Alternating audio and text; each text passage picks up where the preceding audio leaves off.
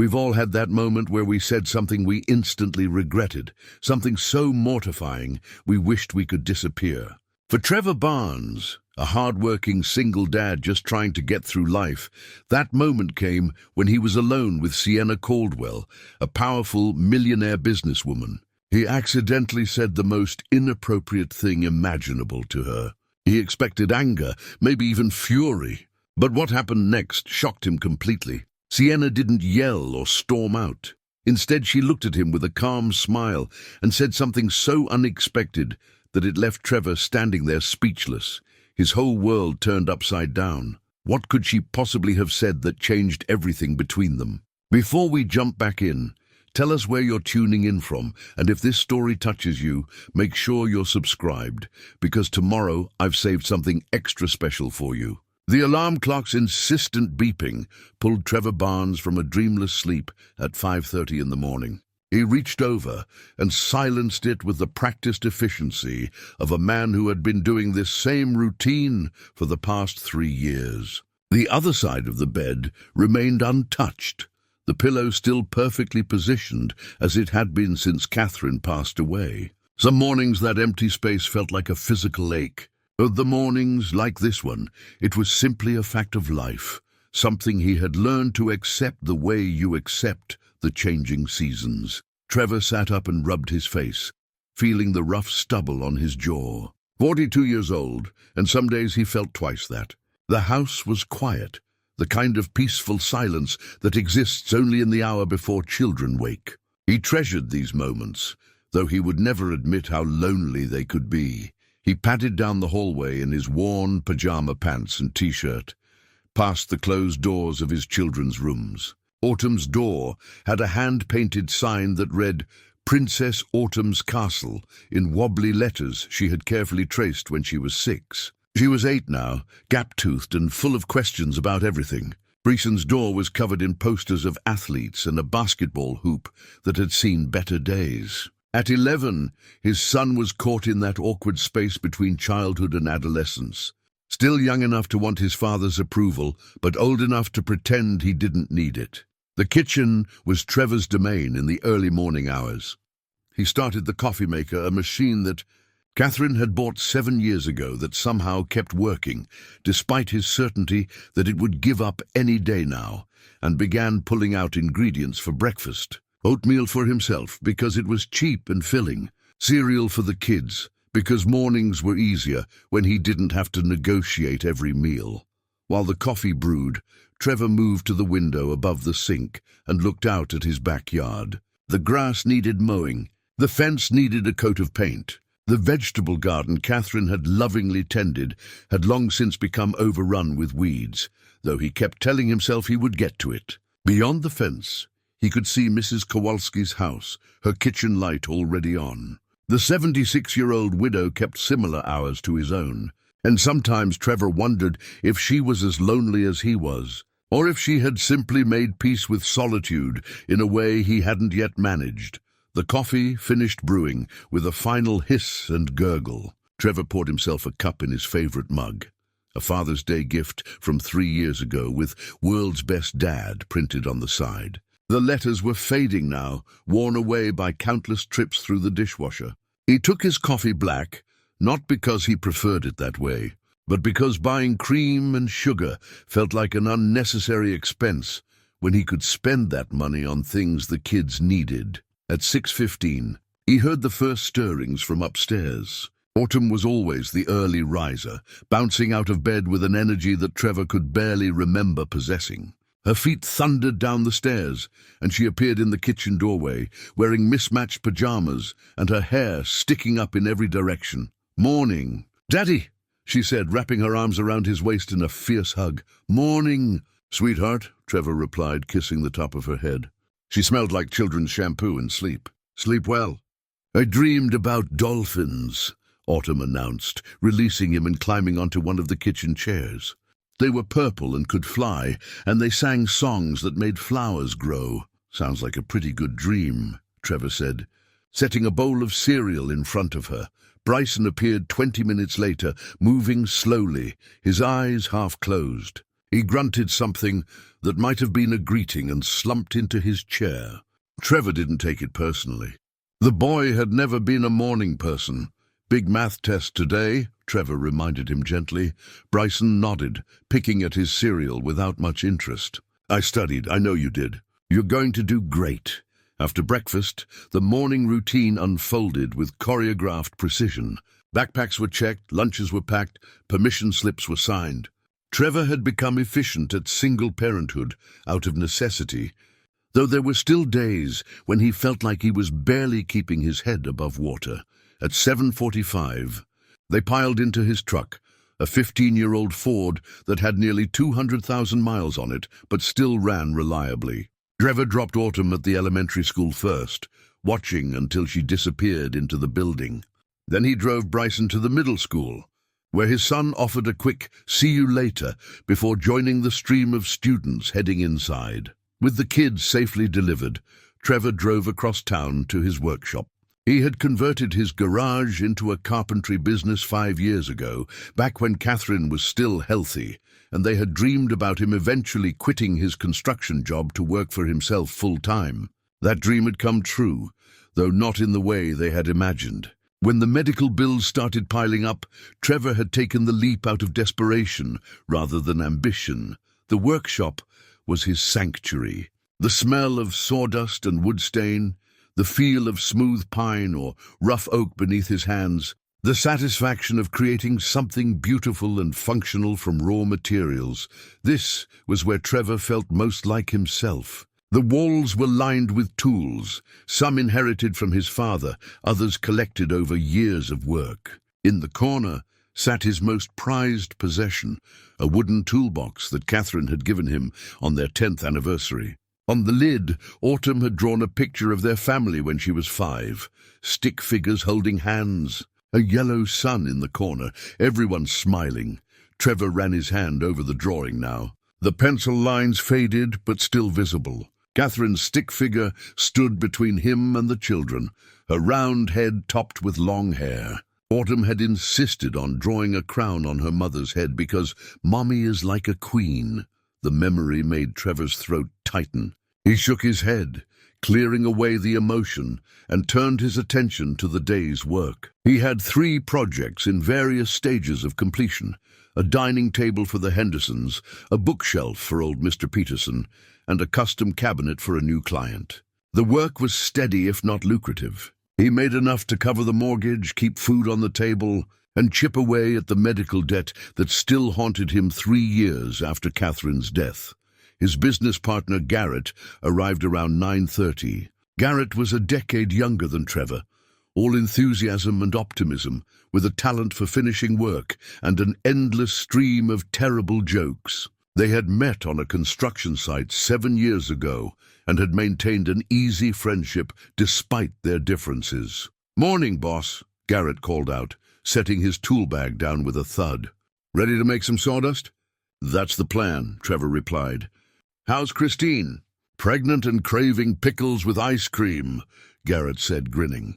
"I'm telling you, this baby is going to come out weird," Trevor laughed. "That's how it works. Wait until she starts craving combinations that shouldn't exist in nature." They fell into the comfortable rhythm of work, measuring and cutting, sanding and assembling. Garrett talked about the baby with a mixture of excitement and terror that Trevor remembered well. He offered advice when asked, keeping his responses practical and reassuring. What he didn't say was how much he envied Garrett's position, standing at the beginning of fatherhood with a partner by his side. Around noon, Mrs. Kowalski appeared at the workshop door carrying a covered dish. She did this once or twice a week, showing up with leftovers or baked goods, insisting that she had made too much. Trevor suspected she cooked specifically to bring him food, but he had learned not to argue. Mrs. Kowalski had been Catherine's friend first, helping her through the worst of the illness. After Catherine died, the older woman had quietly transferred that caretaking instinct to Trevor and the children. "Brought you some stew," she announced, setting the dish on his workbench. "And don't tell me you're not hungry." "You're too thin, Trevor Barnes." "You say that every time you see me," Trevor said, but the smell of beef and vegetables made his stomach growl. Because it's true every time, Mrs. Kowalski replied. She paused, then added carefully, "The church is having a charity fundraiser next month. Big fancy affair at the Riverside Hotel. They're looking for community members to attend. Support the cause?" Trevor kept his eyes on his lunch. "I'm not much for fancy affairs." "Catherine would want you to get out more," Mrs. Kowalski said gently. "She'd want you to have a life beyond work and the children." The mention of Catherine made Trevor set down his spoon. "I have a life. You have a routine," Mrs. Kowalski corrected. "There's a difference." She reached into her purse and pulled out an elegant cream-colored envelope. "I already bought you a ticket, non-refundable, so you might as well go." Trevor stared at the envelope. "Mrs. Kowalski, it's for the Children's Hospital," she interrupted. "The place that took such good care of Catherine. Don't you think that's a worthy cause?" That was a low blow, and they both knew it. Trevor took the envelope with a resigned sigh. "You play dirty. I play to win," Mrs. Kowalski said, patting his arm. "Wear something nice, and maybe smile once or twice. It won't kill you." After she left, Trevor opened the envelope and examined the invitation. Heavy cardstock, embossed lettering, date and time printed in elegant script. The fundraiser was in 3 weeks. The Children's Hospital had been kind to Catherine in those final months. If buying a ticket and suffering through one uncomfortable evening helped support that work, then Trevor could manage it. He tucked the invitation into his toolbox next to the drawing his daughter had made. Catherine's stick-figure face seemed to smile up at him, and for a moment Trevor could almost hear her voice. "Go to the party, Trevor. You might even have fun." He doubted that, but he would go, for her, for the hospital. That evening, after picking up the kids and making dinner, Trevor sat at the kitchen table with a stack of bills. The medical debt loomed largest, a number so large it felt almost abstract. He paid what he could each month, chipping away at it slowly, knowing it would take years to clear. At 8 o'clock, he tucked Autumn into bed, reading her 2 chapters from their current book. At 9, he checked on Bryson, who was already half asleep with his book lying open on his chest. Trevor removed the book, turned off the light, and pulled the door mostly closed. Finally alone, Trevor stood at the kitchen window, looking out at the dark backyard. He thought about the invitation, about the fundraiser he had agreed to attend. The prospect filled him with something close to dread, but he would go. He had given his word, and Trevor Barnes was a man who kept his promises. This was his life, predictable, manageable, safe. He had built it carefully from the ruins of his grief, constructing routines and boundaries that kept him and his children afloat. It wasn't exciting, but it was enough, or at least, and that's what Trevor told himself as he lay in the dark, trying not to think about how lonely he felt or how much longer he could keep pretending that simply surviving was the same as living. 3 weeks passed faster than Trevor would have liked. The night of the charity fundraiser arrived with the inevitability of a dental appointment he had been dreading. He stood in front of his bedroom mirror, adjusting his tie for the 4th time, feeling like an imposter playing dress-up in someone else's clothes. The suit was his only one, purchased 8 years ago for Catherine's cousin's wedding. It still fit, more or less, though the jacket felt tight across his shoulders from years of physical labor. He had polished his dress shoes until they gleamed, but they pinched his feet in ways his work boots never did. His hair, still damp from the shower, refused to cooperate despite his best efforts with a comb. "You look nice, Daddy," Autumn said from the doorway. She was already in her pajamas, having been bathed and fed by Mrs. Kowalski, who had agreed to stay with the children for the evening. "Thanks, sweetheart," Trevor said, though he felt anything but nice. He felt awkward and uncomfortable, like a carpenter forced into a business meeting. "Are you going on a date?" Autumn asked with the innocent curiosity of an 8-year-old. "No, just a charity event." "Raising money for the hospital, the one where Mommy was?" Trevor's throat tightened. "Yes, that one." Autumn considered this, then nodded solemnly. "Mommy would like that, out of the mouths of children." Trevor kissed her forehead. "You be good for Mrs. Kowalski." "I'm always good," Autumn said with complete sincerity, making Trevor smile despite his nerves.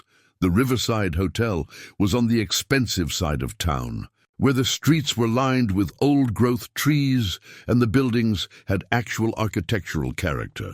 Trevor's truck looked comically out of place in the parking lot among the sleek sedans and luxury vehicles. He sat behind the wheel for a long moment, seriously considering turning around and going home. He could say he got sick, Mrs. Kowalski would understand, but no, he had made a promise. Trevor Barnes kept his promises. The hotel lobby was all marble and crystal, with lighting that seemed designed to make everything look golden and expensive. A sign near the elevators directed guests to the grand ballroom on the 3rd floor. Trevor followed a well-dressed couple toward the elevators, feeling increasingly certain this had been a terrible mistake. The grand ballroom lived up to its name. Crystal chandeliers hung from a ceiling, painted with ornate designs. Round tables covered in white linens filled the space, each set with china and glassware that probably cost more than Trevor's monthly grocery budget. A small orchestra played classical music from a raised platform at one end of the room. Men in tuxedos and women in evening gowns mingled, holding champagne flutes and laughing at jokes Trevor would never hear. He accepted a glass of water from a passing waiter. Champagne at these events was never free, and found his assigned table near the back. Better to be inconspicuous. He could sit through dinner, applaud politely during the speeches, write a modest additional check if his conscience demanded it, and leave without embarrassing himself. That was the plan. Anyway, 20 minutes into awkward small talk with his table mates, a retired banker and his wife, both pleasant enough but clearly from a different world, Trevor excused himself to find the restroom. He needed a moment to breathe, to remind himself he only had to endure another 2 hours of this. The hallway outside the ballroom was blessedly quiet. Trevor walked past the restrooms, drawn by the promise of a window at the far end that looked out over the city. He stood there, hands in his pockets, watching the lights below and thinking about his kids. Probably watching a movie with Mrs. Kowalski right now. Safe and happy and unaware of how much their father felt like a fish out of water. Not much of a party person either. Trevor turned, startled. A woman stood a few feet away, holding a champagne flute, and regarding him with an expression that might have been amusement. She was striking in a way that made Trevor's brain momentarily stop working. Tall, elegant, wearing a dark blue dress that probably cost more than his truck payment. Her hair was pulled back from her face, highlighting sharp cheekbones and intelligent brown eyes. There was something almost intimidating about her composed beauty. "Sorry," Trevor managed, his voice coming out rougher than intended. "The party," she said, gesturing back toward the ballroom with her glass. "You have that look of someone who would rather be anywhere else. Is it that obvious?" "Only to someone wearing the same look," she said with a slight smile. She moved to stand beside him at the window, maintaining a respectful distance. "These events are necessary but exhausting. Everyone performing their roles, saying the right things, writing the right checks." Trevor nodded, unsure how to respond. Up close, she was even more beautiful, and he found himself suddenly, acutely aware of his ill-fitting suit and scuffed shoes. "I'm Sienna," she said, extending her hand. "Trevor." He shook her hand, noting the firm, confident grip. "Trevor Barnes. What brings you here tonight, Trevor Barnes?" "Guilt, mostly," he answered honestly. "A friend bought me a ticket and insisted I attend. The hospital being honored tonight. They took good care of my wife before she passed." Sienna's expression softened with genuine sympathy. "I'm sorry for your loss." 3 years ago, Trevor said, then wondered why he was sharing this with a complete stranger. "I have 2 kids. We're doing okay. That must be difficult. Managing everything alone. You do what you have to do." Trevor shifted his weight, uncomfortable with the attention. "What about you? What brings you here?" "Obligation," Sienna said. "My company is one of the sponsors. I'm expected to make an appearance, smile appropriately, and demonstrate corporate social responsibility. That sounds cynical, does it?" Sienna considered this. "Perhaps, though the cynicism comes from the performance aspect, not the cause itself. The hospital does important work. I'm happy to support it. I just wish it didn't require quite so much." She waved her hand vaguely. "Theater." Trevor found himself smiling. "I know exactly what you mean. They stood in companionable silence for a moment, watching the city lights. Trevor tried to think of something clever to say, something that would keep this conversation going, but his mind had gone blank. She was beautiful and successful, and clearly out of his league in every measurable way. What did a carpenter have to say to someone like her? "Your dress is very nice," he finally offered, immediately wanting to kick himself. "Nice? That was the best he could do?" "Thank you," Sienna said, though there was a new spark of amusement in her eyes. Trevor's brain, desperate to fill the silence, kept talking before he could stop it. The color suits you. And the way it fits is—" He made a vague gesture that was supposed to indicate elegance, but instead drew attention to her figure. "Your breasts are big." The words hung in the air like a grenade, with the pin pulled. Trevor's face went from normal to crimson in approximately half a second. His mind, which had been unhelpfully supplying words moments ago, now offered only a screaming void of horror. Had he actually just said that out loud? To a complete stranger at a charity event? "I meant—" he started, but there was no recovery from this, none. "That came out wrong. I was trying to say the dress, not I didn't mean to comment on your—" He was drowning, flailing, desperate for the floor to open and swallow him whole. This was worse than any nightmare he had ever had. This was the sort of story people told about spectacularly awful moments, the kind that made listeners wince in sympathetic embarrassment. Sienna regarded him with an expression Trevor couldn't quite read. He braced himself for the slap, the furious tirade, the security guards being summoned to remove the creep who sexually harassed guests in the hallway. Instead, she took a slow sip of her champagne, her eyes never leaving his face. When she lowered the glass, there was the ghost of a smile playing at the corners of her mouth. "Well," she said, her voice calm and measured, "I suppose I should be flattered you noticed. Most men at these events are too busy trying to impress me with their portfolios to actually look at me." She paused, letting Trevor's mortification reach its absolute peak. But for future reference, there are more subtle ways to express admiration. Trevor wanted to die, actually cease existing, evaporate into mist. "I'm so sorry," he managed. "That was completely inappropriate and disrespectful, and I have no excuse, except that apparently my brain stopped working and my mouth just kept going and—" "Trevor," Sienna interrupted gently. He stopped talking, his face still burning. "Breathe," she instructed. "You look like you're about to have a heart attack." Trevor took a shaky breath, then another. His hands were trembling. He had never been so mortified in his entire life. Sienna reached into her small evening bag and pulled out a business card. She held it out to him. "Call me," she said simply. Trevor stared at the card like it might be a trick. "I don't understand." "You're honest," Sienna said. "Painfully, embarrassingly honest. Do you know how rare that is in my world?" She pressed the card into his hand. "Call me, we'll have coffee. You can apologize properly, and I'll decide whether to forgive you. I don't—" "Why would you?" "Because you're interesting," Sienna said. She finished her champagne and set the glass on a nearby table. "And because I suspect you're a good man who just had a very bad moment. Everyone deserves a second chance." She glanced back toward the ballroom. "I should return before I'm missed." "Think about it, Trevor Barnes." She walked away, her heels clicking on the marble floor, leaving Trevor standing alone in the hallway, holding her business card and trying to process what had just happened. He looked down at the card. Embossed lettering, heavy stock. Sienna Caldwell, CEO, Caldwell Enterprises. A phone number. An email address. Trevor stood there for a long time, his embarrassment gradually giving way to confusion, then to something that might have been hope. She had given him her card. She had told him to call.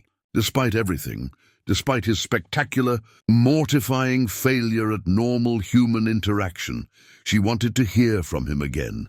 He tucked the card carefully into his jacket pocket and returned to the ballroom, his mind spinning. He barely remembered the rest of the evening, the speeches and the dinner and the polite applause. All he could think about was Sienna's calm smile, her unexpected grace, and the business card that felt like it was burning a hole in his pocket. What kind of woman responds to that kind of comment with an invitation to coffee? Trevor had no idea. But for the first time in 3 years, he found himself genuinely curious about someone, genuinely interested in what might happen next. It was terrifying and exhilarating in equal measure. The business card sat on Trevor's kitchen counter for 3 days, propped against the coffee maker, where he would see it every morning. Sienna Caldwell, CEO. The embossed letters seemed to mock him with their elegance and authority. Every time he looked at it, his face heated with the memory of what he had said, how spectacularly he had humiliated himself. "Call me," she had said. As if it were that simple, Trevor picked up the card for the 100th time, turning it over in his calloused fingers. The back was blank, pristine white cardstock that probably cost more per square inch than his breakfast cereal. What did a carpenter say to a CEO? What did a single dad from the working-class side of town say to a woman who ran an entire company and wore dresses that cost more than his monthly mortgage? "You're going to wear the ink off that thing if you keep staring at it," Garrett said from across the workshop. They were working on the Henderson dining table, but Trevor had been distracted all morning, pulling out the card every few minutes like a nervous tick. "I'm not staring at it," Trevor protested, setting the card down on his workbench. "Right, and I'm not watching you stare at it." Garrett wiped sawdust from his hands and walked over, picking up the card before Trevor could stop him. "Sienna Caldwell, CEO. Fancy. Where'd you get this?" "The fundraiser," Trevor admitted. "I met her there?" Garrett's eyebrows rose. "You met a CEO? And she gave you her card?" He flipped it over, examining both sides. "Personal card, too, not just business contact. What did you do? Charm her with your winning personality?" "Something like that," Trevor muttered. "So why haven't you called her?" Trevor took the card back, returning it to his pocket. "Because it's complicated. It's a phone call, not brain surgery. You don't understand? Then explain it to me." Garrett leaned against the workbench, arms crossed. "Because from where I'm standing, a beautiful woman gave you her number and told you to call. And you're acting like it's a death sentence." Trevor was quiet for a long moment, running his hand over the smooth wood of the table they were building. "I made a fool of myself," he finally said. "Said something completely inappropriate. The kind of thing that should have ended with security escorting me out. But it didn't. No, she just—" Trevor shook his head, still not quite believing it himself. "She smiled and gave me her card and told me to call." Garrett whistled low. "She must have one hell of a sense of humor. Or she actually likes you. Why would someone like her like someone like me? Why wouldn't she?" Garrett countered. "You're a good guy, Trevor. Hardworking, honest, great dad. Maybe she's tired of all those slick corporate types and wants someone real." Trevor wanted to believe that, but the gap between their worlds felt too wide. "I wouldn't know what to say to her." "Start with hello," Garrett suggested. "Then maybe I'm sorry for being an idiot. Women appreciate apologies. After that, just be yourself.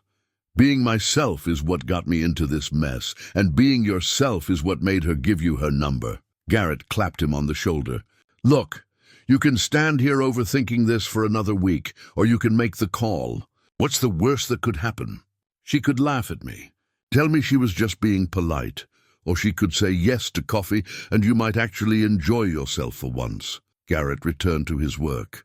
"But you'll never know if you don't try." That evening, after the kids were in bed, Trevor sat at his kitchen table with his phone and Sienna's card. The house was quiet, except for the hum of the refrigerator and the distant sound of a neighbor's television through the walls. He had already rehearsed what he would say, had written down bullet points on a scrap of paper like he was preparing for a business presentation. He dialed the number before he could talk himself out of it. The phone rang once, twice, 3 times. Maybe she wouldn't answer. Maybe she had already forgotten about him. The awkward carpenter who had said something mortifying, and "This is Sienna." Her voice was exactly as he remembered, calm, professional, with an undertone of warmth. Trevor's prepared speech evaporated from his mind. "Hi," he managed. "This is Trevor Barnes from the fundraiser. I'm the one who—" He couldn't bring himself to say it out loud. "I remember," Sienna said, and he could hear the smile in her voice. "I was wondering if you would call. I'm sorry it took a few days." I wasn't sure if you were serious. I'm always serious about coffee invitations, Sienna said. Are you free this week? Trevor's heart was pounding so hard he was certain she could hear it through the phone. I could do Saturday morning. I have to drop my kids at their activities first, but after that I'm free. Saturday works. Do you know Bennett's Cafe on Maple Street? I can find it. 10 o'clock? 10 o'clock, Trevor confirmed, already making a mental note to look up the cafe and figure out what to wear. Did people dress up for coffee? Was this a date or just a friendly meeting? He had no idea. I'm looking forward to it, Sienna said. And Trevor? Yes? Try not to spend the next 3 days worrying about it. I don't bite, Trevor laughed despite himself. I'll do my best. After they hung up, he sat at the table for a long time, staring at his phone and trying to process what had just happened. He had a coffee date with Sienna Caldwell, the woman he had completely embarrassed himself in front of, who had somehow found that charming enough to want to see him again. Daddy? Trevor looked up to find Autumn standing in the doorway, her stuffed rabbit tucked under one arm. What are you doing up, sweetheart? I heard you talking. She climbed into his lap, fitting against him the way she had since she was a toddler. Were you talking to the lady from the party? Trevor should have known better than to think he had any secrets from his daughter. Yes, we're going to have coffee on Saturday. Autumn was quiet for a moment, processing this. Do you like her? I don't really know her yet, Trevor said honestly. But I'd like to. Is she nice? She seems to be. Another pause. Would Mommy be okay with it? The question hit Trevor square in the chest. He tightened his arms around his daughter, breathing in the scent of her strawberry shampoo. I think Mommy would want me to be happy, he said carefully. And she would want you and your brother to be happy too. But that doesn't mean we forget about her or love her any less. Autumn nodded against his chest. Mrs. Kowalski says Mommy is always with us, even if we can't see her. Mrs. Kowalski is right. Okay. Autumn yawned, already half asleep. I hope the coffee lady is nice to you. Trevor carried her back to bed, tucking her in and kissing her forehead. When he returned to the kitchen, he picked up Sienna's business card one more time, running his thumb over the embossed letters. Saturday, coffee, a chance to apologize properly and maybe, just maybe, discover if there was something real beneath the awkward first impression. The thought terrified him. But it also made him feel something he hadn't felt in a long time. Anticipation. Not dread, not obligation, but genuine curiosity about what might happen next. Trevor placed the card in his wallet where it would be safe and headed upstairs to bed. He had 3 days to prepare, 3 days to worry. 3 days to convince himself this was either the best idea he'd ever had or the worst. Probably both. But Garrett was right about one thing. He would never know unless he tried. And for the first time since Catherine died, Trevor found himself willing to try, willing to step outside the comfortable, predictable routine he had built and see what else life might offer. It was terrifying. But as he lay in the dark, staring at the ceiling, Trevor realized he was also smiling. Saturday morning arrived with the kind of perfect autumn weather that made everything feel possible. Trevor dropped Bryson at basketball practice and Autumn at her art class, then drove across town to Bennett's Cafe with his hands gripping the steering wheel a little too tightly. He had changed his shirt 3 times that morning, finally settling on a simple blue button-down that Garrett had once told him brought out his eyes. Not that Trevor put much stock in such things, but he needed all the help he could get. His jeans were his newest pair, which meant they were only 2 years old instead of 5. He had even trimmed his beard, though his hands had been shaking so badly he'd nearly taken off more than he intended. Bennett's Cafe was the kind of place Trevor would never have discovered on his own. Small, tucked between a bookstore and a flower shop, with bistro tables on the sidewalk and the smell of fresh-baked pastries wafting through the open door. It was charming in an effortless way that made Trevor feel immediately out of place. He arrived 10 minutes early and considered waiting in his truck, but that seemed cowardly. Instead, he went inside and ordered a black coffee, then claimed a table by the window where he could watch the street. His coffee grew cold as he waited, his leg bouncing with nervous energy. Sienna arrived exactly at 10 o'clock. Trevor saw her through the window first, walking down the sidewalk with the same confident grace she had displayed at the fundraiser. Today she wore jeans, expensive-looking ones, but jeans nonetheless, and a cream-colored sweater that looked impossibly soft. Her hair was down, falling in dark waves past her shoulders. She looked more approachable than she had in her evening gown, but no less beautiful. Trevor stood as she entered, nearly knocking over his cold coffee in the process. "Hello, Trevor," Sienna said, and her smile seemed genuine, warm even. "Have you been waiting long?" "Just a few minutes," he lied. "Can I get you something?" "I'll order." "Please, sit." She returned a few minutes later with a cappuccino and a croissant, settling into the chair across from him with an ease that Trevor envied. He felt like every muscle in his body was coiled tight, ready to flee at the first sign of disaster. "So," Sienna said, wrapping her hands around her cup, "how have you been since the fundraiser?" "Mortified mostly," Trevor admitted. "I've replayed that conversation approximately 800 times, and it gets worse each time." Sienna laughed, a real laugh, not the polite titter he had heard at the fundraiser. "I appreciate your honesty. Though I suspect you're being too hard on yourself. I said something completely inappropriate to a stranger." "I don't think I'm being hard enough on myself." "You made an awkward mistake," Sienna corrected gently. "There's a difference between that and being deliberately offensive. I could tell you were horrified the moment the words left your mouth." Trevor rubbed his face, still feeling the heat of embarrassment. "That doesn't make it okay." "No," Sienna agreed, "but it does make it forgivable." She took a sip of her cappuccino, watching him over the rim. "Tell me about yourself, Trevor Barnes. What do you do when you're not attending charity fundraisers and accidentally insulting women?" The change of subject was a relief. "I'm a carpenter. Have my own small business, work mostly on custom furniture and home renovations. It's not glamorous, but it's honest work." "There's nothing wrong with honest work," Sienna said.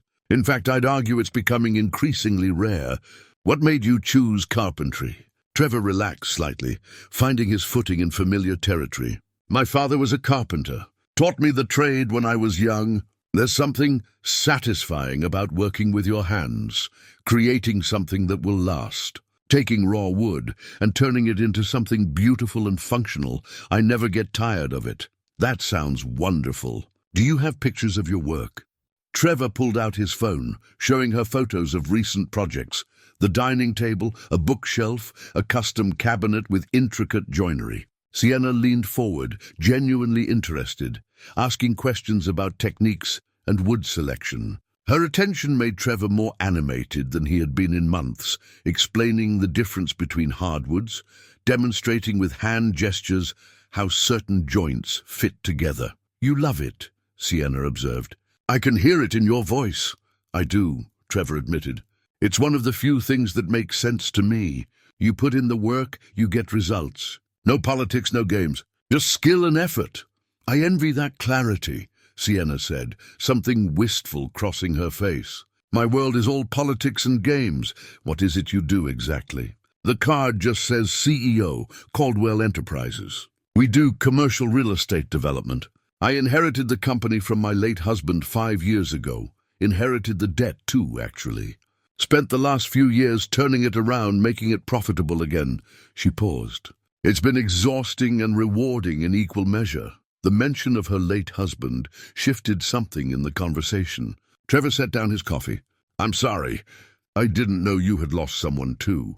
How would you know?" "I don't exactly lead with that information." Sienna's expression softened. "But yes, car accident 5 years ago. He was 43. We had been married for 12 years. My wife was 38 when she passed," Trevor said quietly. "Cancer. We fought it for 2 years, but—" He didn't finish the sentence. "He didn't need to, children?" Sienna asked gently. 2. Autumn is 8, Bryson is 11. They're the reason I get up every morning, the reason I keep going when everything feels too hard. That must be incredibly difficult, raising them alone." Trevor shrugged. "You do what you have to do. They needed a parent who was present, not someone drowning in grief. So I learned to be present. Most days, anyway. Sienna reached across the table, her hand resting near his but not quite touching. For what it's worth, I think you're doing something extraordinary. Building a business, raising 2 children, keeping everything together after loss. That takes real strength. I don't feel strong. Most days I feel like I'm barely holding it together. That's what strength looks like, Sienna said. It's not about never struggling. It's about getting up every day and trying anyway. They sat in silence for a moment, the weight of shared understanding settling between them. Trevor had expected this coffee meeting to be awkward, full of small talk and surface-level pleasantries. Instead, they had somehow arrived at something deeper, more honest. "Can I ask you something?" Trevor said. "Of course. Why did you give me your card? After what I said, you had every right to walk away and never think about me again." Sienna considered the question, her fingers tracing the rim of her cup. "Because you were real," she finally said. "Everyone at those events is performing, saying what they think they should say, being who they think they should be. You were just yourself, awkward and honest and mortified. It was refreshing." Most people wouldn't find mortification refreshing.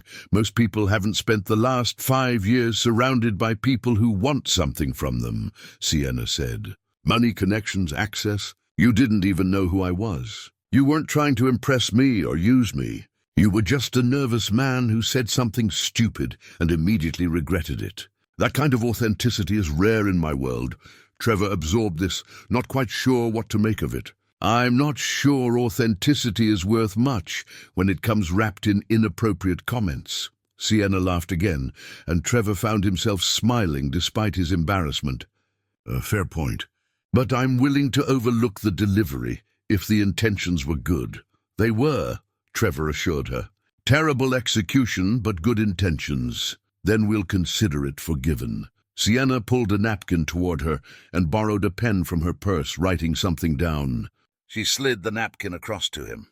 "This is my personal cell phone, not the business line on the card. If you'd like to do this again, coffee, conversation, no fundraisers required, call me." Trevor looked at the number written in neat, precise handwriting. "You're sure?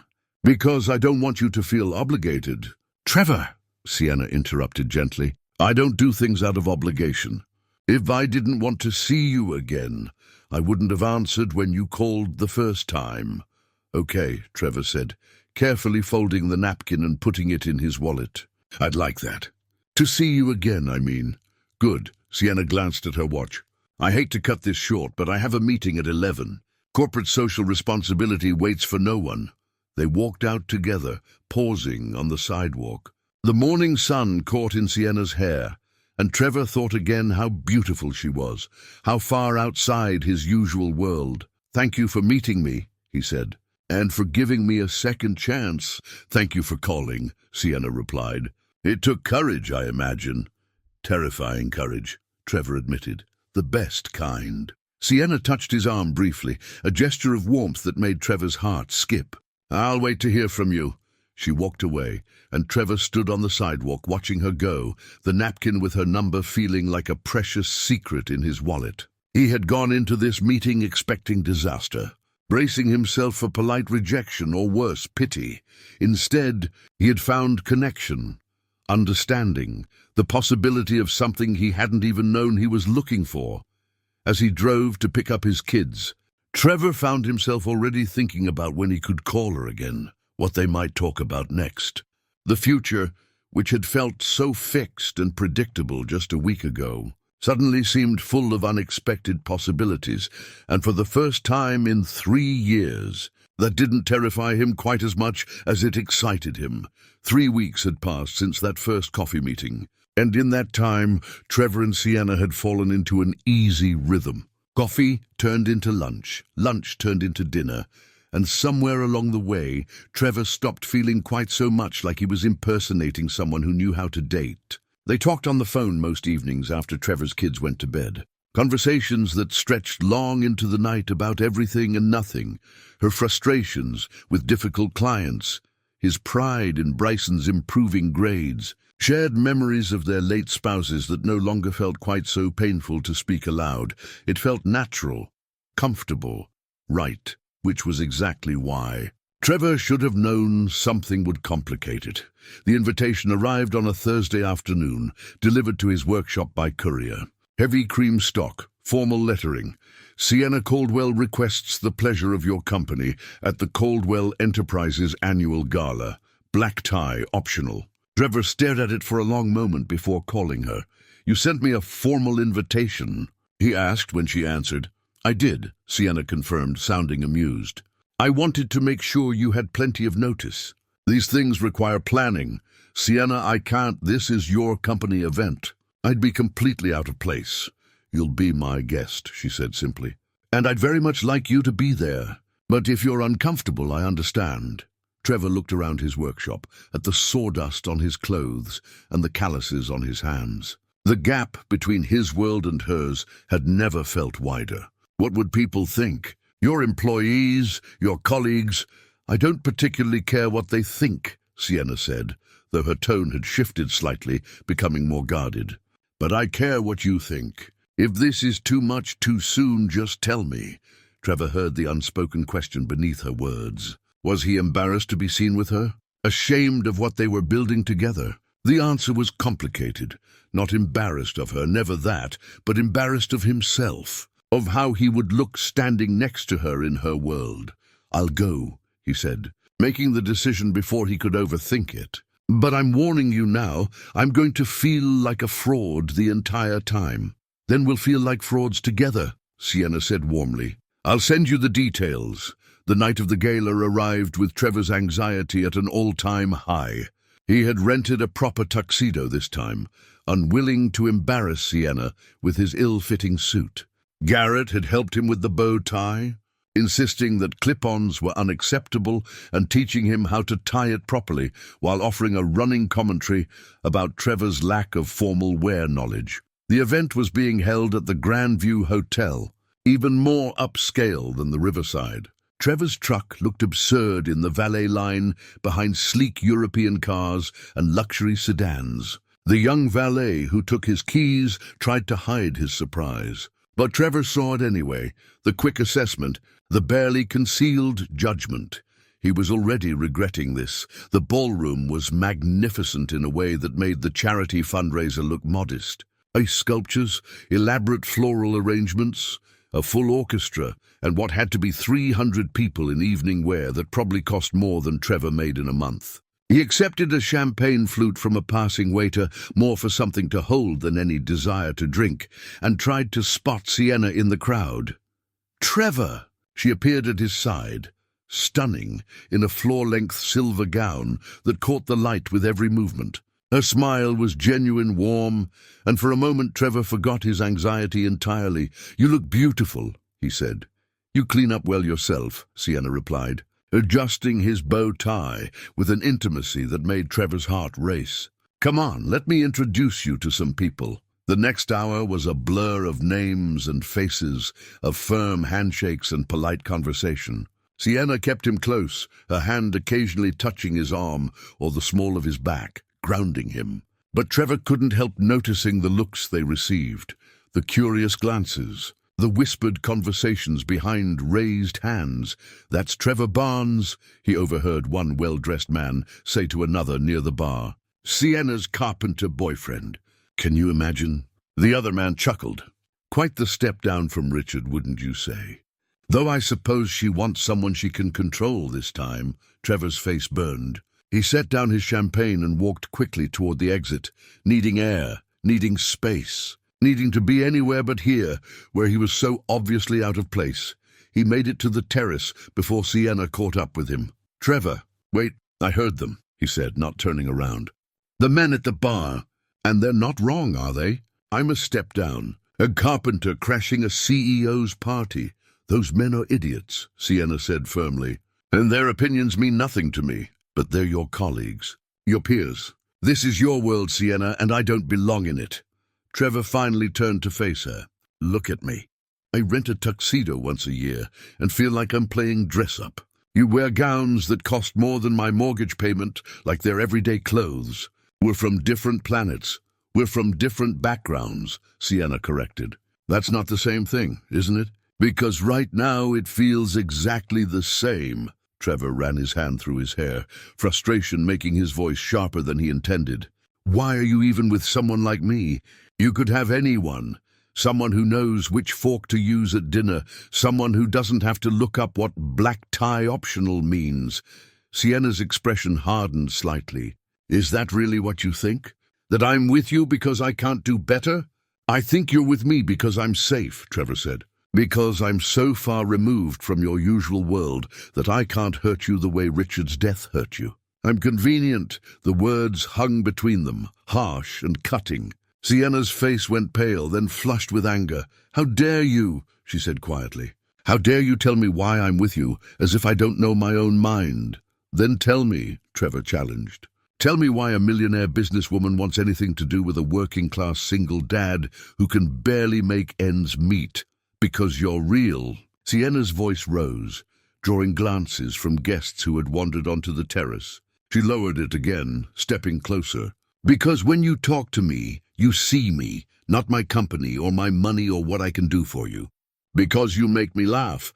Because you're a good father and a skilled craftsman, and you're honest even when it's uncomfortable.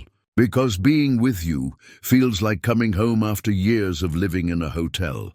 Trevor shook his head. That's not enough. Not when every person in that ballroom is looking at us and thinking the same thing. What is she doing with him? I don't care what they think. Well, I do.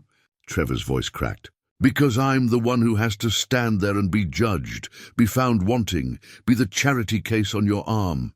Sienna stepped back as if he had slapped her. Is that what you think you are? A charity case?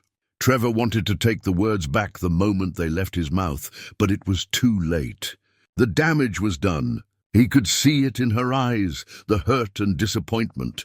Maybe this was a mistake, Sienna said softly. Maybe we were fooling ourselves thinking we could bridge this gap.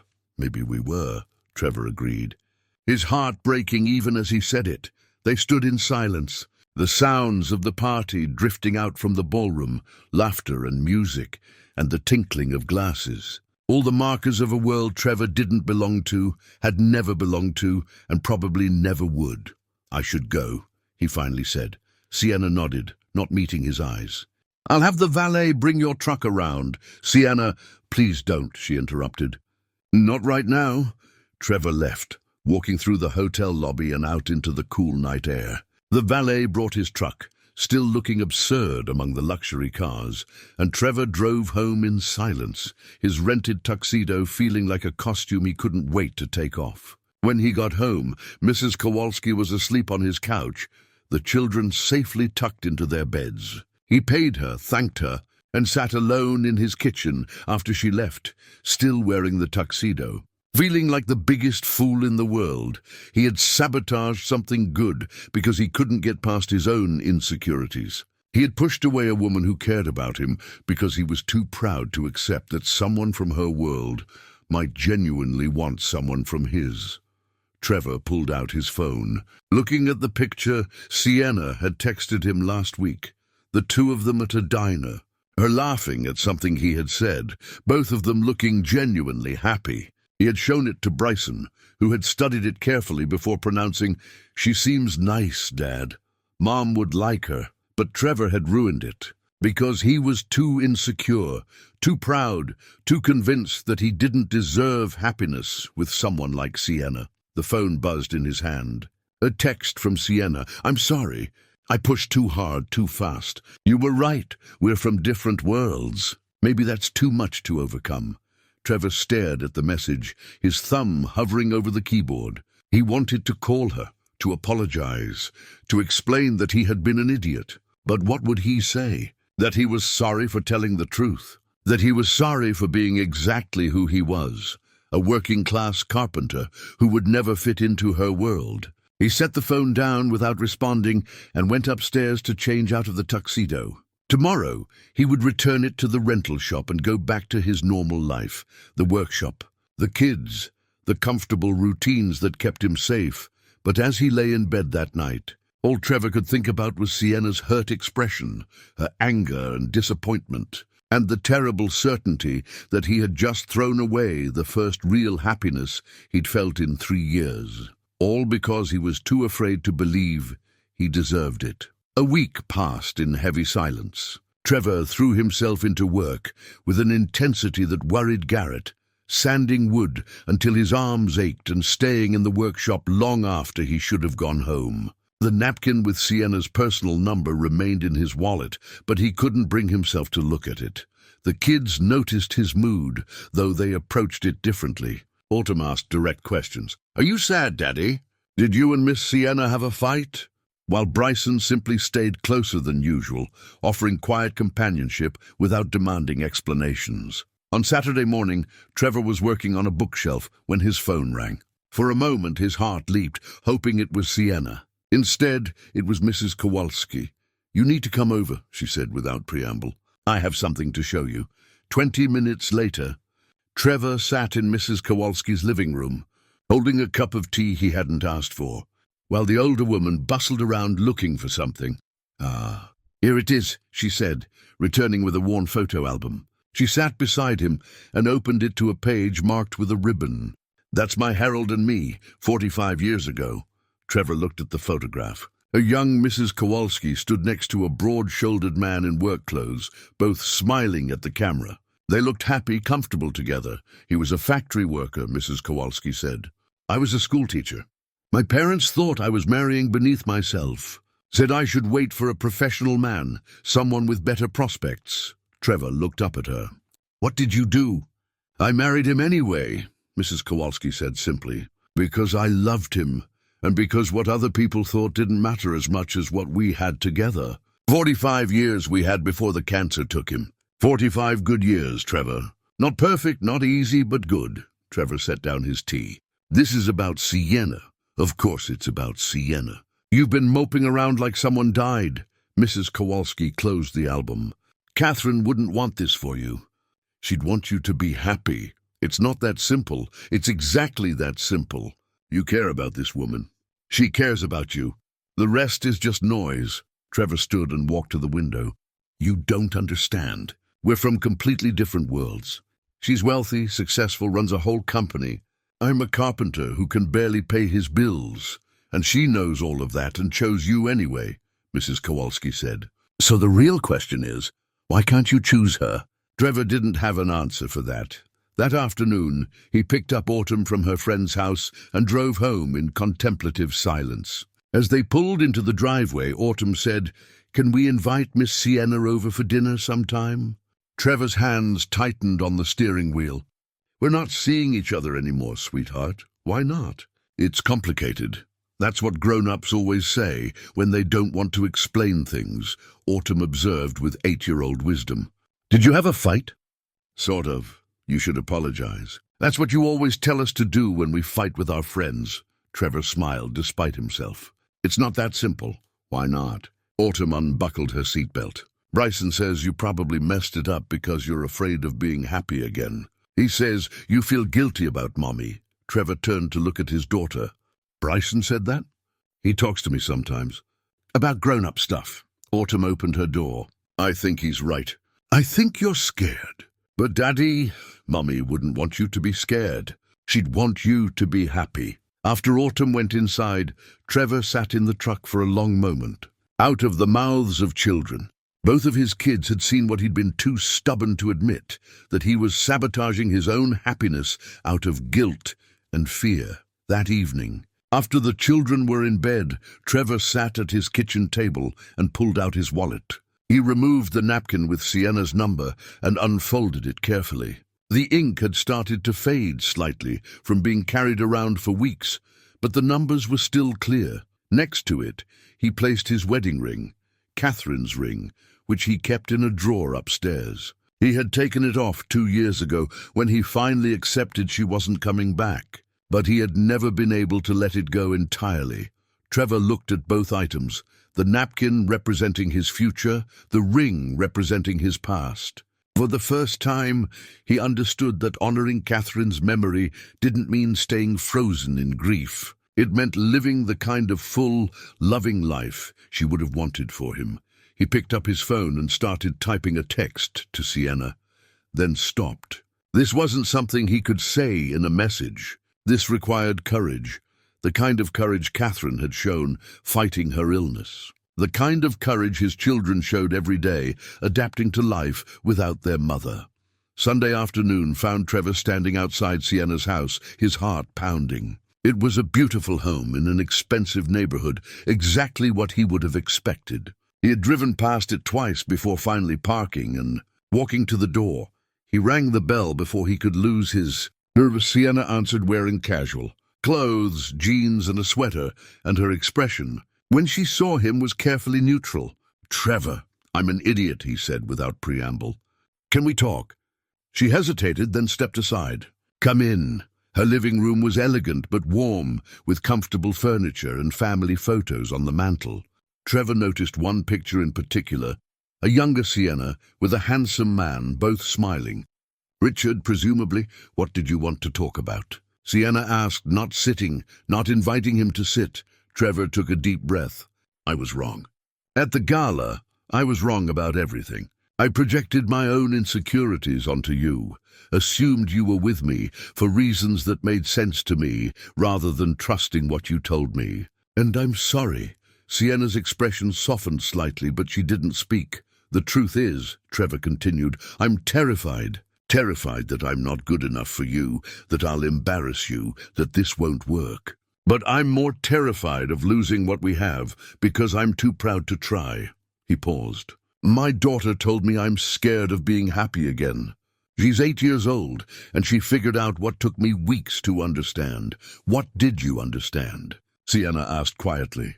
"That loving you doesn't mean I loved Catherine any less. That moving forward isn't betraying the past. And that you deserve someone who's brave enough to meet you halfway, instead of running away when things get difficult." Sienna was quiet for a long moment. "You hurt me," she finally said. "At the gala. The things you said, I know, and I'm sorry. I don't need you to fit into my world, Trevor. I need you to let me into yours." She crossed her arms. "I need you to trust that when I say I care about you, I mean it. Not because you're safe or convenient, but because of who you are."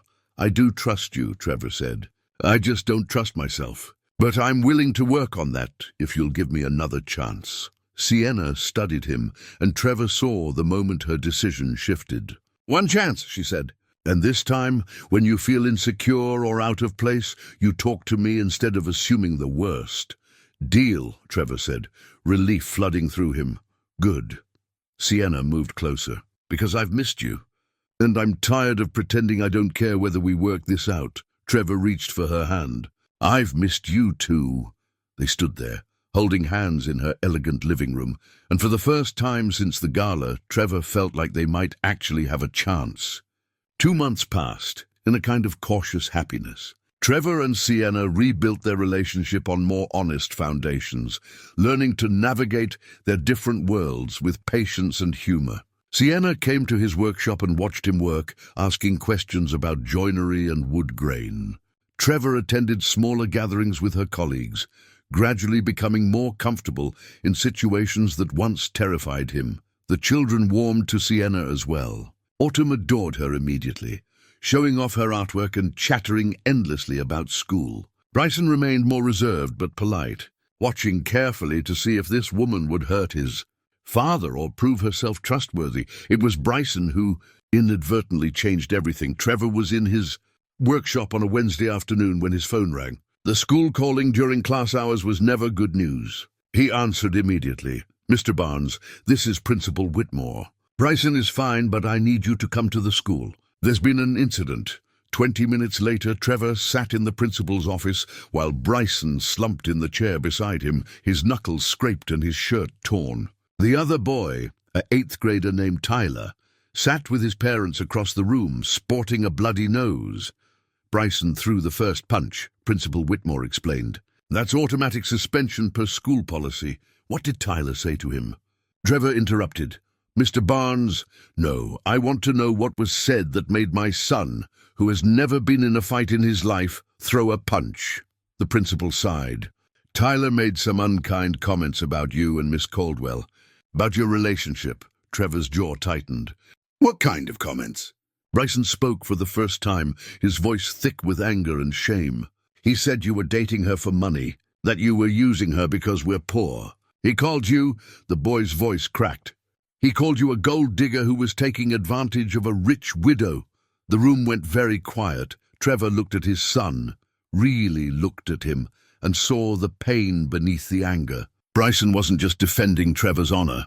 He was defending their family, their dignity, everything they had built in the 3 years since Catherine died. "I'm sorry, Dad," Bryson whispered, "but I couldn't let him say those things about you."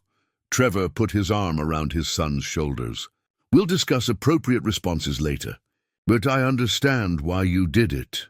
That evening, after serving Bryson's suspension and having a long talk about violence not being the answer, Trevor called Sienna. He'd been putting off this conversation for weeks, but Tyler's cruel words had forced his hand. "Can you come over tonight?" he asked. "After the kids are asleep? We need to talk." Sienna arrived at 9:30, her expression concerned. Trevor led her to the kitchen and made tea neither of them would drink. "Bryson got suspended today," Trevor began. "Got in a fight defending my honor." He told her what Tyler had said, watching her face tighten with anger. "That's horrible," Sienna said. "Those poor boys, having to hear that garbage." "It's not garbage, though," Trevor interrupted quietly. "Not entirely. People are talking, Sienna. About us, about the gap between our situations. And they're not entirely wrong to wonder." Sienna set down her teacup with a sharp click. "We've been through this, Trevor. I thought you were past worrying about what people think." "I am, mostly, but my kids aren't, and they shouldn't have to defend our relationship to their classmates." Trevor ran his hand through his hair. "And there's something I haven't told you. Something I should have told you from the beginning." Sienna's expression shifted to wariness. "What? I'm in debt." "Serious debt. Medical bills from Catherine's treatment. We had insurance, but it didn't cover everything. I've been paying it down slowly, but I still owe almost $80,000. Trevor forced himself to meet her eyes. "So, when people say I'm with you for your money, part of me wonders if they're seeing something I'm trying not to see in myself. You think you're using me?" Sienna's voice was carefully controlled. "No, but I can't help wondering if, somewhere subconsciously, your wealth makes this easier. Makes my life easier. And that thought makes me sick." Sienna stood and walked to the window, her back to him. Trevor waited, his heart pounding. "I have something to tell you, too," she finally said. "Something I should have told you weeks ago." Trevor's stomach dropped. "What?" Sienna turned to face him. "When Richard died, the company was drowning. He had made some poor investments, trusted the wrong people. We were on the verge of bankruptcy." She paused. "I didn't inherit wealth, Trevor. I inherited debt. $2 million of it." Trevor stared at her. "What?" "I spent the first 2 years after his death just trying to keep the company afloat. Mortgaged everything, took out loans, worked 18-hour days. It's only in the last 3 years that I've actually turned a profit and started paying it all back." Sienna's laugh was bitter. "I'm a millionaire on paper, Trevor. In reality, I'm still climbing out of a hole. Why didn't you tell me?" "For the same reason you didn't tell me about your debt. Pride, shame, fear that you'd see me differently." She moved closer. "Everyone assumes I'm wealthy, that I have it all figured out. The truth is, I'm terrified most of the time. Terrified I'll make the wrong decision and lose everything. Terrified I'll end up alone because no one wants to deal with my complicated life." Trevor stood, processing this revelation. "So we're both broke. Technically, I'm asset-rich and cash-poor. You're just broke." Sienna smiled slightly. "But yes, we're both struggling financially in ways people don't see." Something shifted in Trevor's chest, a weightlifting that he hadn't even known he was carrying. "I thought you were so far above me, unreachable. I thought you were uncomplicated," Sienna countered, "that your life was simple and straightforward while mine was a mess." "Turns out we're both messes. Just different kinds." Trevor laughed, then Sienna joined him, and suddenly they were both laughing with the kind of relief that comes from finally telling the truth. "I can't believe we've been circling around this for months," Trevor said. "I can't believe we were both too proud to just be honest." Sienna reached for his hand. "So what now? Do we keep pretending to be people we're not, or do we try being who we actually are?"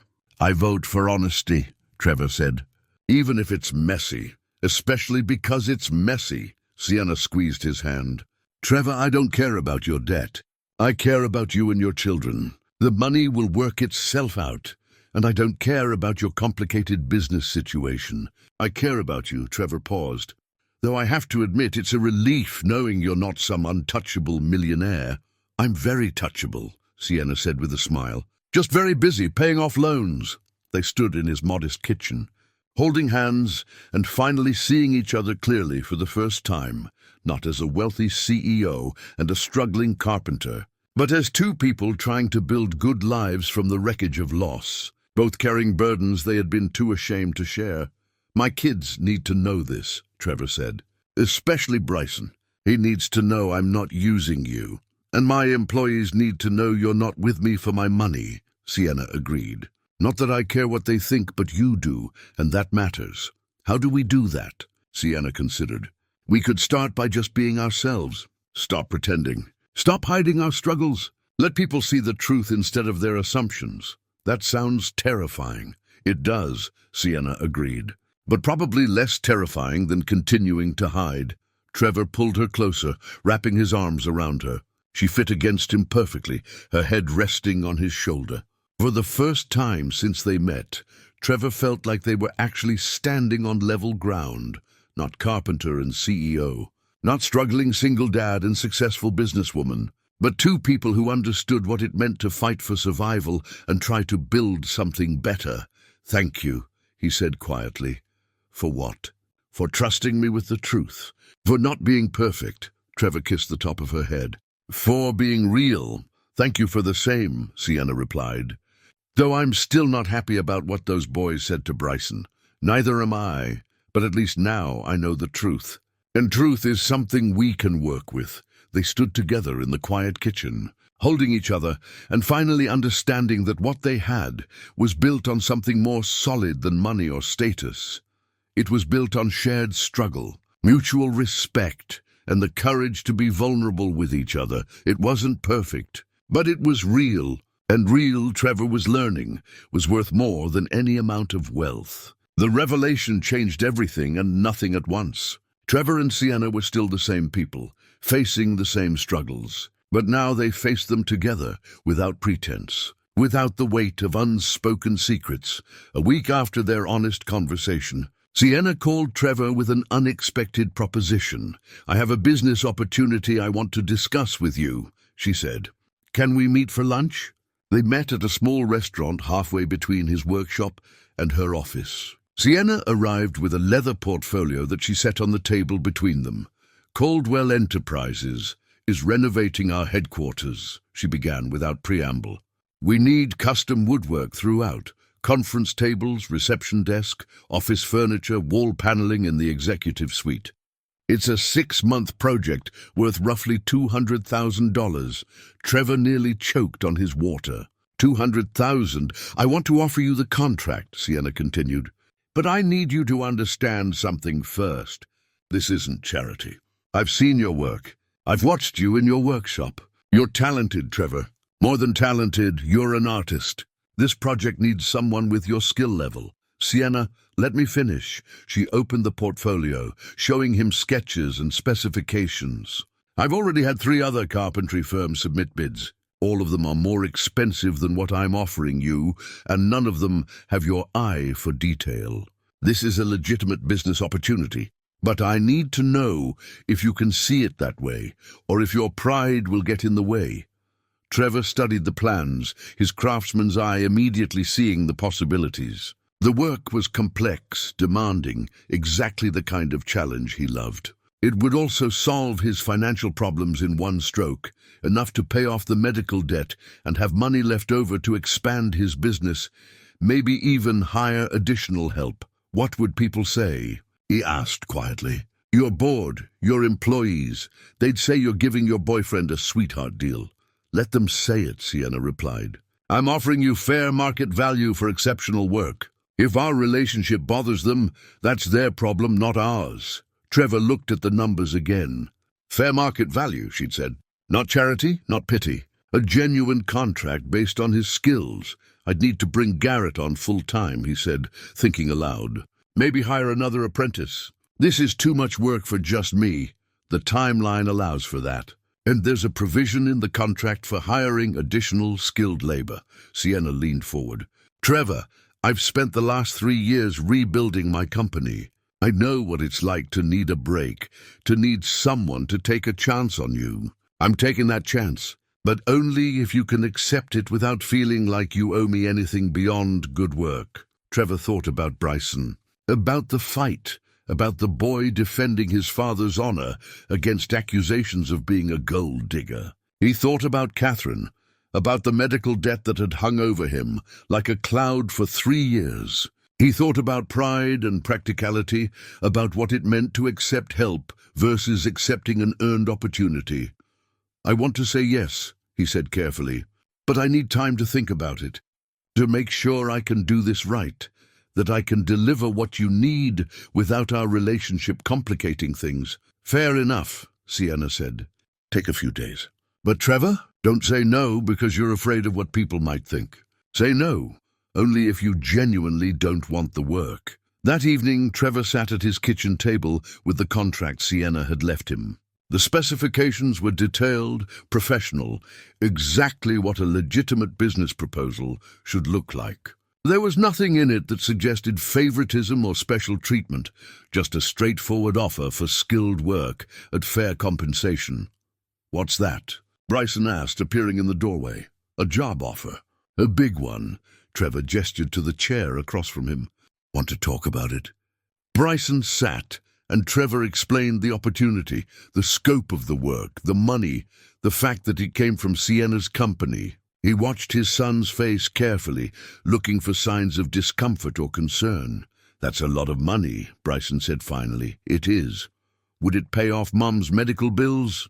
Trevor's throat tightened. He hadn't realized Bryson knew about those. Yes, it would. Bryson was quiet for a long moment. Tyler said you were using Miss Sienna for money. But it's not using someone if you're working for it, right? If you're earning it? No, Trevor agreed. It's not. Then you should take it. Bryson looked at his father directly. Mom would want those bills paid off. And Miss Sienna is nice. She wouldn't offer if she didn't think you could do it. When did you get so wise? I've been listening to you my whole life, Bryson said with a slight smile. I had to pick up something. After Bryson went to bed, Trevor pulled out the photo album he kept on the shelf, the one filled with pictures of Catherine. He flipped through it slowly, remembering their life together, the dreams they'd had, the plans that cancer had stolen. On the last page was a photo from their 10th anniversary, the day she'd given him the toolbox that still sat in his workshop. Catherine was smiling at the camera, radiant despite being already sick, though they hadn't known it yet. Trevor had his arm around her, looking at her instead of the camera, the expression on his face one of complete adoration. I miss you, Trevor said quietly to the photograph. Every day I miss you, but I think I'm ready to move forward now. Not away from you, I'll never do that. But forward, toward something good. He traced her face with one finger. I hope you'd approve. I hope you'd like her. I think you would. He closed the album and sat in the quiet kitchen, thinking about second chances and new beginnings. Thinking about what it meant to honor the past while embracing the future. Thinking about love, not as something that replaced what came before, but as something that added to it, expanded it, made room for more. The next morning, Trevor called Sienna before he could second-guess himself. I want to accept the contract, he said. But I need to do this right. I want everything documented, everything professional. No special treatment, no shortcuts. If I'm going to do this, I'm doing it as a legitimate contractor, not as your boyfriend. I wouldn't have it any other way, Sienna replied. And he could hear the smile in her voice. And I want to be clear with your board and employees about our relationship.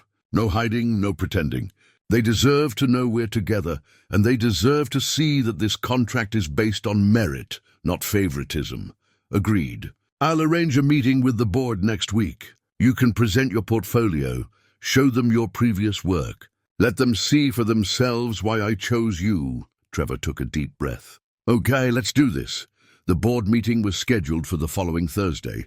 Trevor spent the week preparing, organizing photos of his best work, creating a presentation that showcased his skills and experience. Garrett helped him practice, playing the role of skeptical board member and asking difficult questions. "You've got this," Garrett assured him the night before the meeting. "Just be yourself. Show them what you can do." But being himself had never felt more terrifying. Tomorrow, he would stand in front of a room full of executives and make his case, knowing that some of them would be looking for any excuse to prove he was unqualified, that Sienna was making a mistake. That night, as Trevor tried to sleep, his phone buzzed with a text from Sienna. "Remember, you earned this opportunity. Walk in there like you know it." Trevor smiled in the darkness. She was right. He had earned this through years of hard work, dedication to his craft, and the skill he had spent a lifetime developing. The fact that the woman offering him the contract also happened to be someone he cared about didn't diminish his qualifications. He fell asleep thinking about the presentation, about the future, about the possibility of finally, truly moving forward, not just surviving, but building something new and good from the foundation of everything he'd learned through loss and struggle. Tomorrow would be the test. Tomorrow, he would prove to himself and to everyone else that Trevor Barnes, carpenter and single father, was exactly the right person for this job, and if he was very lucky, he might also prove that second chances in love, in business, in life, were worth the risk of reaching for them. Trevor arrived at Caldwell Enterprises 30 minutes early, wearing his best clothes, not a suit he had decided, but clean work pants and a button-down shirt that split the difference between his world and theirs. He carried a leather portfolio Garrett had lent him, filled with photographs of his work and detailed specifications of past projects. The building was modern glass and steel, intimidating in its corporate perfection. Trevor took a deep breath before entering, reminding himself that he belonged here not as Sienna's boyfriend, but as a skilled craftsman with something valuable to offer. The receptionist directed him to the top floor. Sienna met him at the elevator, looking every inch the CEO in a charcoal suit, her expression professionally neutral. "They're ready for you," she said quietly. "Remember, this is your show. I'm just another board member in there." "Thank you," Trevor said, "for believing I could do this." "I don't believe you can do this," Sienna corrected with a slight smile. "I know you can. There's a difference." The boardroom was exactly as intimidating as Trevor had imagined. A long, polished table surrounded by leather chairs, floor-to-ceiling windows overlooking the city, and 8 well-dressed executives who regarded him with expressions ranging from curious to openly skeptical. Sienna took her seat at the head of the table. "Thank you all for coming. I've asked Trevor Barnes to present his qualifications for the headquarters renovation project." "Trevor?" Trevor stood, fighting the urge to let his nerves show. He opened his portfolio and began, "My name is Trevor Barnes. I've been a carpenter for 24 years, trained by my father, who was a master craftsman for 40 years before that. I specialize in custom woodwork, furniture, built-ins, architectural details." He passed around photographs of a dining table he'd made, the grain of the walnut catching the light beautifully. "This piece took me 6 weeks. Every joint is hand-cut mortise and tenon, no nails or screws. It'll last 100 years or more." One board member, a stern-looking woman named Patricia, examined the photo closely. "Impressive craftsmanship. But this is residential work. Our project is commercial scale." "Yes, ma'am," Trevor acknowledged. "But the principles are the same. Quality materials, precise measurements, attention to detail. I've also done commercial work." He showed photographs of the custom reception desk he'd built for a law firm, the built-in bookshelves for the public library. "I understand this project is larger than anything I've done before. That's why I've already spoken with 2 experienced carpenters about bringing them on. Garrett Chen, my current partner, and Walter Crane, who has 30 years of commercial experience." Another board member, an older man named Charles, leaned forward. "Let's address the elephant in the room. You're in a personal relationship with our CEO. How do we know this contract is based on merit and not favoritism?" Trevor had prepared for this question, but it still made his heart pound. "You don't," he said honestly. "Not yet. That's why I'm here, to prove I can do the work. I'm not asking you to trust me based on who I know. I'm asking you to evaluate me based on what I can deliver. And if we decide you're not qualified," Patricia asked, "then you should choose someone else," Trevor said simply. "I want this contract because it's the kind of work I love, because it would challenge me to grow as a craftsman. But I don't want it if you're only giving it to me to make Ms. Caldwell happy. That wouldn't be fair to you, to me, or to her." The room was silent for a moment. Trevor could feel his shirt sticking to his back with nervous sweat, but he kept his expression steady. Charles spoke again. "You mentioned bringing on additional help. How would you manage a team on a project this size?" Trevor relaxed slightly, back on familiar ground. "I'd start by creating detailed plans for each phase of work. The reception desk and conference tables would be built in my workshop, then installed on site. The built-in shelving and wall paneling would be measured and fitted on location. I'd assign specific tasks based on each craftsman's strengths. Garrett excels at finishing work, while Walter has extensive experience with large-scale installations. For the next 20 minutes, Trevor answered questions about timelines, materials, contingency plans.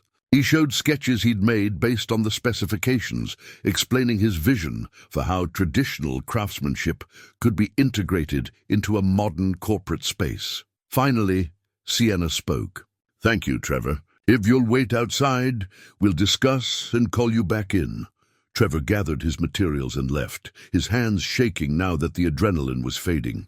He sat in the waiting area, staring at the city beyond the windows, trying to read meaning into every sound from the boardroom. 20 minutes later, the door opened. Patricia emerged and gestured him back inside. Trevor returned to find the board members in various states of contemplation. Sienna's expression was carefully neutral, giving nothing away. Charles cleared his throat. "Mr. Barnes, we've discussed your presentation. Before we make our decision, I have one final question." Trevor's heart sank. Here it came, the rejection, the polite explanation of why they needed someone more experienced. "If we approve this contract," Charles continued, "and problems arise during the project, how would you handle conflicts of interest given your relationship with Ms. Caldwell?" Trevor met his gaze steadily. "The same way I'd handle any client relationship, with professionalism and honesty. If there's a problem, I'd address it directly. Miss Caldwell would expect nothing less." Charles nodded slowly, then looked around the table at his fellow board members. One by one they nodded. "Then congratulations, Mr. Barnes," Charles said. "Pending contract negotiations, you have the job." Trevor stood frozen for a moment, certain he had misheard. What? You have the job," Patricia said, and there was something approaching respect in her expression. "Your presentation was thorough, your work speaks for itself, and your honesty about the potential conflicts was refreshing. We'll have our legal team draw up the contracts." Trevor looked at Sienna, who was smiling now, no longer hiding behind professional neutrality. "Thank you," he managed. "All of you. I won't let you down." After the board members filed out, leaving Trevor and Sienna alone in the conference room, he sank into one of the leather chairs, his legs suddenly unsteady. "I did it," he said, more to himself than to her. "You did," Sienna confirmed, sitting beside him. "And you did it on your own merit. I'm proud of you." Trevor looked at her, really looked at her, seeing not the CEO or the wealthy businesswoman, but simply Sienna, the woman who had taken his mortifying comment with grace, who had been patient with his insecurities, who had trusted him with her own vulnerabilities, who had offered him an opportunity but made him earn it. "I need to tell you something," he said. Sienna's smile faded slightly. "That sounds ominous." "It's not. It's—" Trevor took a breath. "I'm in love with you." The words hung in the air between them, simple and profound. Sienna's eyes widened, her professional composure cracking to show genuine emotion beneath. "Trevor, I know we agreed to take things slow," he continued. "I know there's still a lot we're figuring out. But sitting in there presenting to your board, I realized something. I wasn't just fighting for the contract. I was fighting to prove I could be worthy of you. Not because of money or status, but because you deserve someone who's willing to work for what matters, who's willing to step outside their comfort zone and be brave. Sienna reached for his hand. You've always been worthy of me. You just needed to see it yourself. I'm starting to, Trevor said. Finally, and I'm starting to see that maybe we can make this work, not despite our different worlds, but because we're both willing to meet in the middle. I love you too, Sienna said softly. I think I have since that first coffee, when you were so nervous you could barely hold your cup steady, when you showed me pictures of your work and your whole face lit up, when you talked about your children like they were the center of your universe. Trevor pulled her closer. I'm terrified, he admitted, of screwing this up, of not being enough. You're enough, Sienna interrupted firmly. More than enough. And I'm terrified too, of losing you, of having found something real and somehow ruining it. But I'd rather be terrified with you than safe and alone. They sat together in the empty boardroom, holding hands and letting the weight of their confessions settle around them. Outside the windows, the city stretched endlessly, full of people living their own complicated lives, fighting their own battles, searching for their own moments of connection. The kids need to know, Trevor said eventually, about us, about how serious this is. Are you ready for that?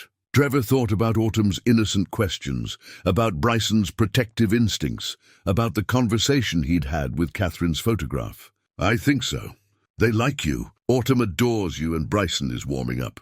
But I need them to understand that you're not replacing their mother. You're adding to the family, Sienna finished. I understand. And I would never try to replace Catherine. She was their mother, and she'll always have that place in their hearts and yours. Thank you, Trevor said. For understanding that, Sienna squeezed his hand. I have something for you. She reached into her jacket pocket and pulled out 2 tickets. There's a concert next month. The symphony is doing an evening of classical pieces. Catherine's favorite composer is on the program. I saw it in one of the photos at your house. The CD collection. Trevor took the tickets, his throat tight with emotion. Brahms. Catherine had loved Brahms, had played his symphonies while cooking dinner, had called his music the sound of someone who understood heartbreak and beauty in equal measure. You remembered, he said. I pay attention, Sienna replied. I thought maybe we could go together, honor her memory while building ours. It was such a simple gesture, yet it meant everything. Sienna understood that moving forward didn't mean forgetting, that loving someone new didn't erase loving someone lost, that there was room in her heart for both grief and joy, both past and future. Trevor kissed her then. There in the empty boardroom where he had just proven himself, where he had just taken the first real step toward a future he hadn't dared to imagine 3 months ago. When they finally pulled apart, Sienna was smiling. So, Mr. Barnes, ready to renovate my headquarters and change both our lives? Absolutely terrified and completely ready, Trevor said. Which seems to be my natural state around you. Good, Sienna said. I'd hate for you to get bored. They left the building together, walking into the afternoon sunlight, both of them understanding that something fundamental had shifted. They weren't just dating anymore, weren't just cautiously exploring a connection. They were committed to the work, to each other, to building something real from the honest foundation they had finally established. It wouldn't be easy. There would still be challenges, still be moments when their different backgrounds created friction. But they would face those challenges together with honesty and courage and love. 6 months later, Trevor stood in the newly renovated headquarters of Caldwell Enterprises, running his hand along the reception desk he had built. The wood was cherry, selected for its warm tones and beautiful grain. Every joint was perfect, every surface smooth as glass. It was some of his finest work, and he felt a quiet pride looking at it. Dad, come look at this. Trevor turned to see Autumn running toward him across the polished lobby floor, Sienna following at a more measured pace, smiling at his daughter's enthusiasm.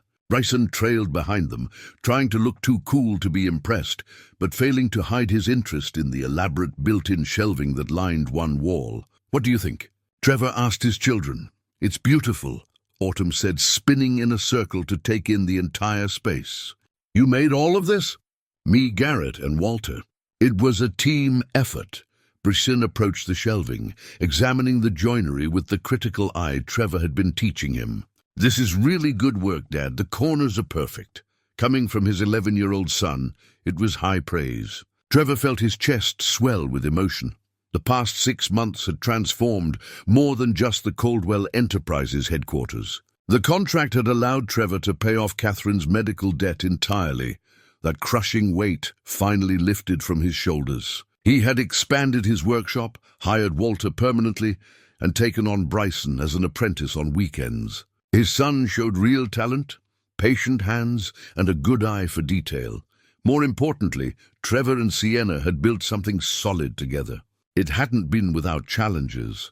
There were still moments when his insecurity flared, when her demanding schedule created tension, when they had to navigate the complicated dynamics of blending their very different lives. But they faced those challenges together now.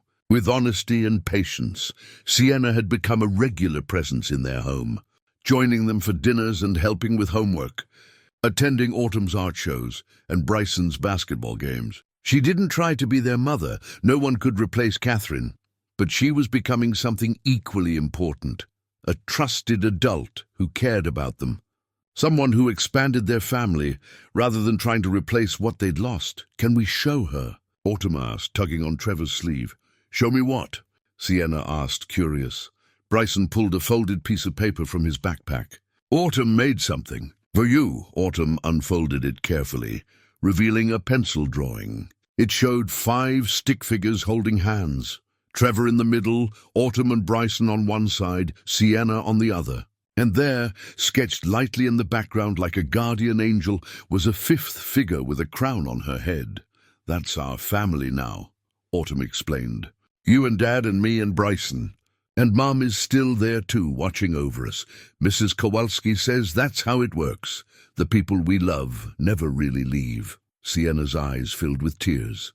She knelt down to Autumn's level. "This is the most beautiful thing anyone has ever given me. May I keep it?" "That's why I made it for you," Autumn said matter-of-factly. "So you'd know you're part of our family now." Sienna looked up at Trevor, and he saw in her expression everything he felt: gratitude, joy, and the bittersweet awareness that good things often come wrapped in complicated emotions. She stood and carefully folded the drawing, holding it like the treasure it was. "Thank you," she said to Autumn. "I'll put this somewhere very special." That evening, after the children were in bed, Trevor and Sienna sat on his back porch, watching the stars emerge in the darkening sky. Mrs. Kowalski's light was on across the fence, and somewhere down the street someone was playing music. "Autumn's drawing," Sienna said quietly. "Did you see it coming?" "With her? Never. She has a way of cutting straight to the heart of things." Trevor reached for Sienna's hand. "But she's right. You are part of our family now." "If you want to be, I want to be," Sienna confirmed. "Though I never imagined my life would look like this. Single dad, 2 kids, a modest house with a fence that needs painting." "Having regrets?" Trevor asked, only half joking. "Not a single one." Sienna leaned her head on his shoulder. "I spent 5 years building a company, proving I could succeed, making more money than I knew what to do with.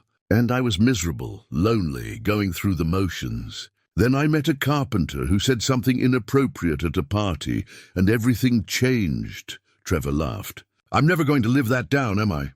"Never," Sienna agreed cheerfully. "It's part of our story now. The mortifying beginning that led to everything else." They sat in comfortable silence, and Trevor thought about the journey that had brought them here, from that awkward encounter at the fundraiser to this moment of peaceful contentment. He thought about Catherine, about the love they'd shared and the grief that had nearly consumed him. He thought about his children, resilient and brave, learning to open their hearts again. He thought about Sienna, who had been patient with his fears and generous with her trust. "I'm happy," Trevor said, surprised by the simple truth of it. "For the first time in 3 years, I'm actually happy." "Me too," Sienna replied. "Scared and hopeful and happy all at once." "That sounds about right." Inside the house, Trevor's phone buzzed with a photo from Mrs. Kowalski. It was Autumn's drawing, which Sienna had shown her earlier. The message read, "Catherine would be so proud of all of you." This is exactly what she would have wanted.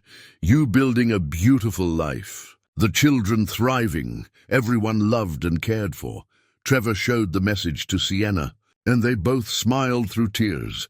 Life wasn't perfect. There would still be struggles, still be moments of doubt and difficulty. But sitting here on his back porch, with Sienna's hand in his children safe asleep inside, the medical debt finally paid, and work that fulfilled him, Trevor understood that perfect wasn't the goal. Real was the goal. Honest was the goal. Love in all its messy, complicated, beautiful forms was the goal, and somehow, against all odds, he had found it again, not in spite of his awkward beginning with Sienna, but perhaps because of it, because sometimes the most mortifying moments lead to the most meaningful connections, and sometimes saying exactly the wrong thing to exactly the right person changes everything. Trevor kissed the top of Sienna's head and looked up at the stars, feeling Catherine's presence in the gentle breeze, in the laughter of his children, in the second chance at happiness he had almost been too afraid to reach for. "Thank you," he whispered to the universe, to Catherine, to whatever force had brought Sienna into his life, and in the quiet evening, surrounded by love both old and new, Trevor Barnes finally understood that he didn't have to choose between honoring the past and embracing the future. He could do both.